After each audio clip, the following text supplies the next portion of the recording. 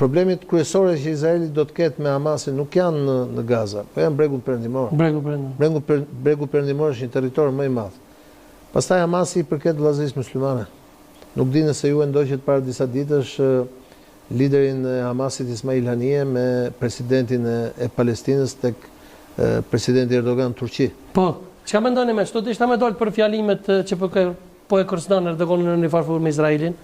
Po thotë që ju keni bombën atomike, po na ju ka orë fundi si shtet, nëse jemi gjallë në muslimanët do t'ju shkathrojmë kështu. Çka mendoni për fjalimet e Erdoganit?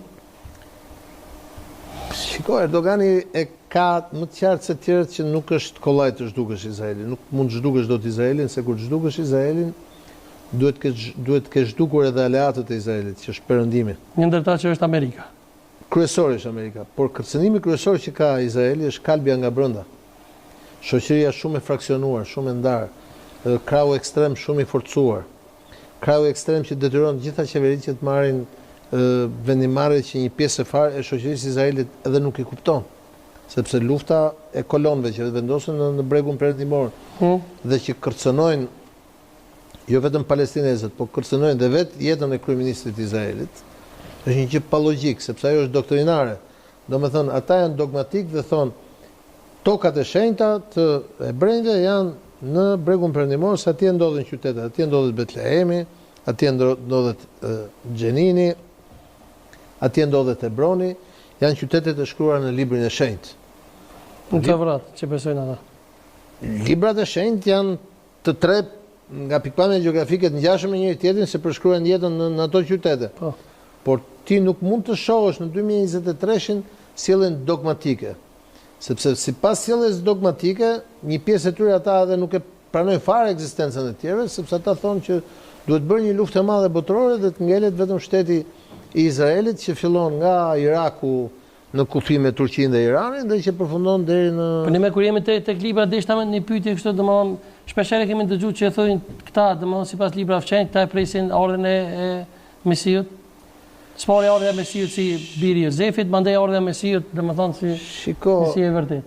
Shiitët presin imamin e 12. Sunitët presin Mediun. Ata presin Mesian, djalin e këtij, djali e tij. Këta presin Mesian tjetër. O le din se nuk ka problem, po kur vi do jetë koha që do vi nuk është. Po flitet që Benjamin Netanyahu, kryeministri Izraelit, ka domethënë tashmë ka ardhur sipas tyre Mesia dhe ka takime me një rabin që quhet që po flitet që është me Mesia dhe shiko, kryeministri Netanyahu unë e kam takuar herën e fundit para 3 vjetësh në Izrael.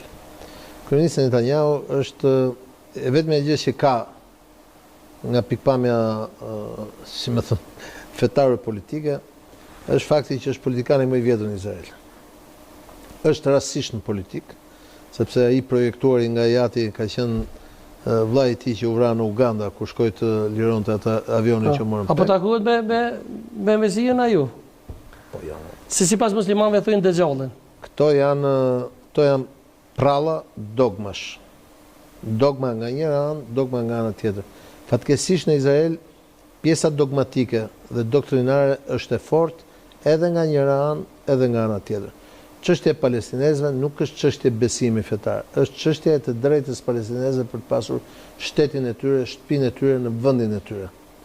Siç i takon dhe shteti këtyre tjerëve, izraelitëve.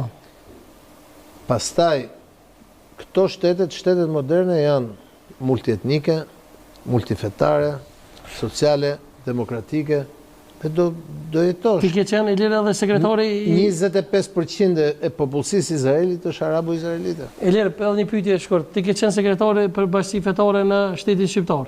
Po, sekretari i shtetit në qeverinë Nano, po. Në qeverinë Nano. Beson se domethënë se dogmati, domethënë që do të jemi Mesia që do të ndërtojnë tempullin e ri të Solomonit izraelitët. Shiko, do të jetë pasor si Davidit. Tempulli i Solomonit është një koncept fetar i cili nuk ka arritur të realizohet. Është shkruar në libra. Po atje ku ata duan ndërtojnë tempullin e Solomonit, atje është edhe varri i Krishtit, atje është edhe xhamia e Al-Aqsait, e cila është objekti i tretë më i rëndësishëm për muslimanët në botë. Pra, gjë që nuk e se ndalon njërit të jetë po aty, sepse është historia njerëzore, po aty janë zhvillu shoqërit. Por edhe duhet të them që Jezu Krishti nuk ka qenë bjon me sy blu. Edhe ai zeshkan, si që janë banorët e atij territori ka qenë. Edhe e brejt vendor, nuk e se janë, këtë unë, bjon me sy blu apo një.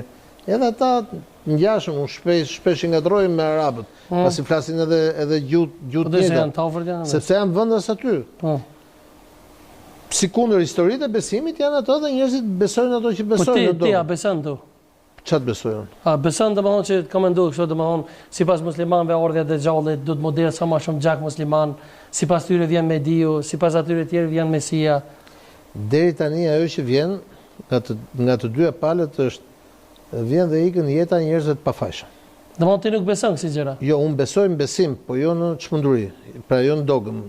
Në çfarë besimi? Si ka, unë jam në një nga këto besimet monoteiste, unë kam besimin tim. Në Zot kryesorja beson ti? Po sigurisht. Po Zoti nuk ka thënë që merr edhe bëj akte terroriste as nga njëra anë as nga ana tjetër. Unë kam pa beson domethënë sipas tash unë kam shumë miq në Izrael, sikundër tash kam shumë miq palestinezë. Po sipas Kuranit lidhet që do të bëhet ordhja e Dejxhallit, a beson ti? Po kur të vi Dejxhalli, po nuk e kalon për 2023-shën. As për 2024, mos u bëj merak. Kur të vi do vi një ditë, po ndoshta ne s'do jemi këtë jetë. Po ti a beson këtë gjë? Unë nuk jam hoxh të t'jap shpjegimin. Unë flas për gjëra. Po për vete. Po unë për vete e kam llogarinë me krijuesin kur të vi rradha ime dhe unë do di të jap llogaritë mia sikundër çdo njeri nga ne. Ta kalojmë pak me një tim tjetër. Sonte kam ftuar një mysafir shumë special. Po. Është një këngëtar i jashtëzakonshëm, është këngëtar i hiteve të vjetra. Por edhe hiteve të reja sigurisht. Vjen nga Kumanuva, pak kom dash pak me bashkimin kombëtar në Kosovë, të Shqipëri edhe Maqedonia Veriore atje. Me neve sonte është Xhezair Elizi Xheza ftoi me dorë të vite. Është blog anë. Faleminderit shumë çelë. Mender qofshit. Unë e quaj Shqipëria lindore. Rama si. Dorë të vite janë për Xhezën. Xhez faleminderit shumë çelë. Faleminderit edhe për juve që më keni ftuar në emisionin e juaj. Është emision shumë i shiqshëm. Ka të drejtë. Vetëm ju uroj sukses. Faleminderit shumë. Ne jashtë tek Kiç aty njëu si tek Koqia. Afro pak ma nga ti lirit. E çashtu. Faleminderit. Muhabetin e një të ke shumë i shtirë, po tash po kalojmë pak në muhabet pak ma sociale, di. Ka hip shumë çmime Xheza, ka hip bakshishia ju. Ti këngëtar mirë shko gjë moti me. Pse ju shtrojt nafta edhe këtu në? Sigurisht.